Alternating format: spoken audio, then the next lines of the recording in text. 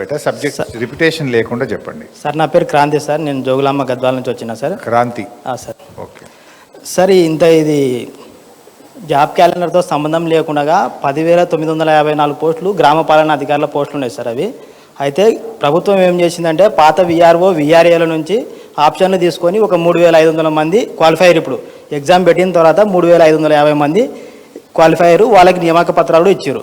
మిగతా పోస్టులు ఏవైతే ఉన్నావో 7,404 పోస్టులు డైరెక్ట్గా నోటిఫికేషన్ ఇచ్చి నిరుద్యోగుల నుంచి భర్తీ చేస్తామని ఉప ముఖ్యమంత్రి బట్టి విక్రమార్క చెప్పారు, ముఖ్యమంత్రి రేవంత్ రెడ్డి గారు చెప్పారు, కాంగ్రెస్ ప్రభుత్వం కూడా చెప్పింది.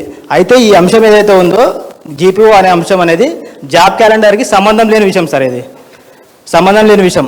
వీళ్ళు ఈ 3,550 మంది ఇచ్చిన తర్వాత వెంటనే 7,404 మందికి డైరెక్ట్ నోటిఫికేషన్ ఇచ్చి ఎగ్జామ్ కండక్ట్ చేస్తామని చెప్పారు. ఇప్పటి వరకు కూడా ఎగ్జామ్ కండక్ట్ చేయలేదు సార్.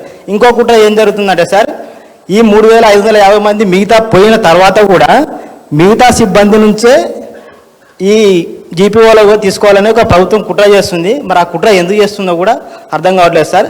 ఈ 7,404 మందికి డైరెక్ట్ నోటిఫికేషన్ ఇవ్వాలని అన్ని జిల్లాల వ్యాప్తంగా కూడా ఈ జీపీఓ అధికారులు అభ్యర్థులు అన్ని జిల్లా కలెక్టర్లో కూడా మేము వినతి పత్రాలు ఇవ్వడం జరిగింది సార్. గ్రామ పంచాయతీ ఆఫీసర్. అవును సార్.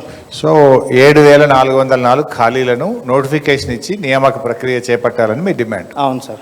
Thank you sir. ఇంకొక ఆ రోజు బట్టి గారు మాట ఇచ్చిండ్రు, ఇచ్చిన మాట ప్రకారంగా వెంటనే పిలవాలి. ఒక ఇంపార్టెంట్ విషయం సార్, ప్రభుత్వం ఈ జీపీఓ అధికారులను తీసుకురావడానికి ప్రధాన ఉద్దేశం ఏంటంటే గత ప్రభుత్వంలో ఉన్నటువంటి ధరణిని రద్దు చేసింది సార్.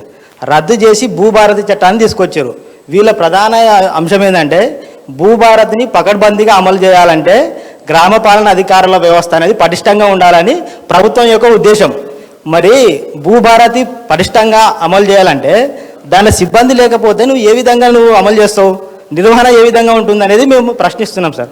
కాబట్టి 100% 7,404 పోస్టులకి డైరెక్ట్ రిక్రూట్మెంట్ ఇచ్చి నిరుద్యోగుల ద్వారా మాత్రమే భర్తీ చేయాలని మా ప్రధాన demand sir. Okay Kranti, thank you. Last ఇంకా 1